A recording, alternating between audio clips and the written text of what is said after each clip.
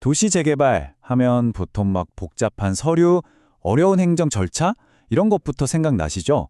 근데요, 오늘은 이걸 좀 다르게 한번 보려고 해요.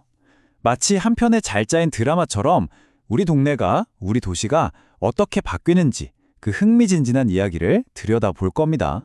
이번 이야기를 풀어가는 핵심적인 비유가 바로 이건데요.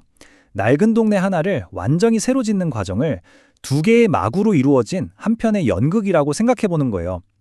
첫 막에서는 공공이 큰 그림을 그리고 두 번째 막에서는 민간이 그 그림을 현실로 채워나가는 거죠.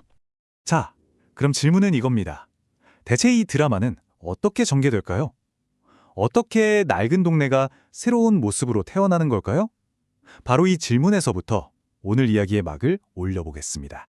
자, 드디어 1막이 시작됩니다.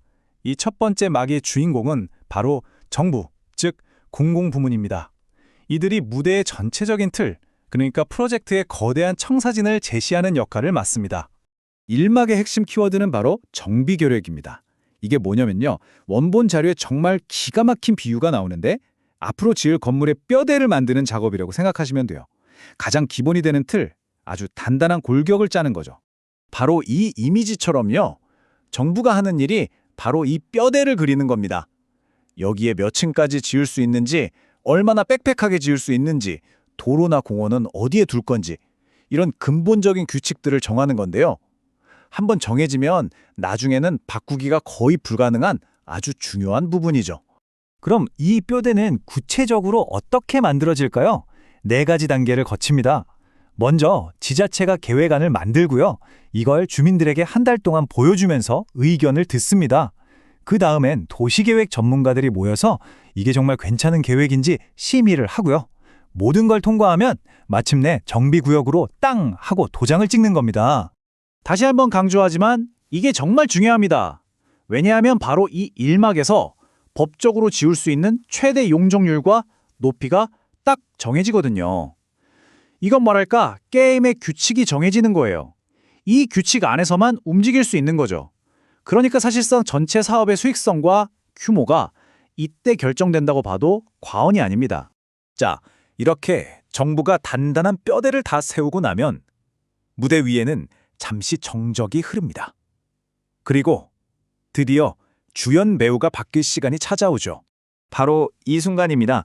정부의 역할, 즉 뼈대를 만드는 일은 이제 끝났습니다. 이제 그 뼈대 위에 살을 붙여서 건물을 완성하는 역할이 주민들에게 넘어가는 거죠. 공공에서 민간으로 주도권이 완전히 이전되는 이 드라마의 결정적인 전환점입니다. 이제 2막이 시작됩니다. 무대의 중앙으로 주민들이 직접 만든 조합이 등장합니다.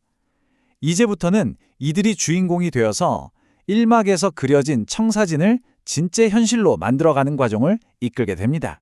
2막에서 가장 중요한 문서는 사업 시행 계획입니다. 1막의 정비 계획이 뼈대였다면 이건 그 뼈대 위에 살을 붙이는 작업이라고 할 수 있어요. 훨씬 더 구체적이고 디테일하고 현실적인 계획들이 담기게 되는 거죠. 보세요. 이제 그림이 훨씬 구체적으로 변했죠? 아파트는 어떤 모양으로 지을지, 몇 세대를 넣을지, 공사비는 어떻게 마련하고 일반 분양은 어떻게 할 건지 이런 세세한 부분들을 주민들의 동의를 얻어가면서 하나하나 결정하게 됩니다. 물론 조합이 마음대로 다 할 수 있는 건 아니에요. 이렇게 상세한 계획을 세운 다음에는요. 교통 문제 없는지, 환경에 문제는 없는지, 법적으로 괜찮은지 여러 부서의 검토를 다 받아야 합니다. 이 모든 관문을 통과해야만 비로소 정부로부터 최종 인가를 받을 수 있게 되는 거죠. 자, 이제 2막에서도 가장 중요한 하이라이트, 클라이맥스로 넘어가 보겠습니다. 바로 주민 한 사람 한 사람의 재산과 직접적으로 연결되는 관리처분 계획입니다. 이게 바로 그래서 내가 얼마를 내야 새 아파트를 받는 건데에 대한 답을 주는 부분이에요. 이게 좀 복잡해 보이지만 투입, 과정, 산출 이렇게 3단계로 나누면 이해하기 쉽습니다. 먼저 내가 가진 낡은 집과 땅의 가치가 얼마인지 감정평가를 받아요. 이게 투입입니다. 그 다음 그 가치를 기준으로 새 아파트를 어떻게 나눠줄지 조합에서 규칙을 정하죠. 이게 과정이고요. 마지막으로 그 규칙에 따라 내가 돈을 더 내야 하는지 아니면 오히려 돌려받는지가 최종 계산됩니다. 이게 바로 산출이죠. 이제 모든 계획이 승인됐습니다. 2막의 마지막 장면, 즉 피날레가 시작되는 거죠. 그동안 종이 위에만 존재했던 모든 계획들이 이제 실제 눈에 보이는 건물로 완성되는 마지막 여정입니다. 이 단계부터는 정말 속도감 있게 진행됩니다. 주민들이 이사를 나가고 낡은 건물들을 허물고 나면 바로 공사가 시작되고요. 몇 년 후 건물이 다 지어지면 준공 승인을 받고 마침내 내 이름으로 된 새 아파트에 등기를 받게 되는 겁니다. 자, 이렇게 1막과 2막으로 이루어진 재개발이라는 긴 드라마를 함께 보셨습니다. 이제 마지막으로 이 두 단계가 어떻게 다르고 또 어떻게 연결되는지 한눈에 정리해 볼게요. 이 표 하나면 오늘 내용이 다 정리되죠? 1막의 주연은 공공, 즉 정부고 큰 방향과 규칙을 정합니다. 반면에 2막의 주연은 민간, 즉 주민조합이고 어떻게 실행하고 어떻게 나눌지에 집중하죠. 이 둘의 역할과 성격이 어떻게 다른지 이해하는 것, 이게 바로 도시 재개발의 큰 그림을 꿰뚫어보는 가장 중요한 열쇠입니다. 결국 이 모든 과정을 보면 마지막에 이런 질문이 남습니다.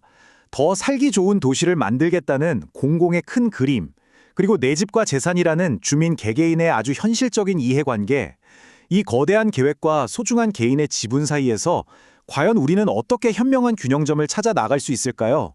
이 질문을 여러분께 남기면서 오늘 이야기를 마무리하겠습니다.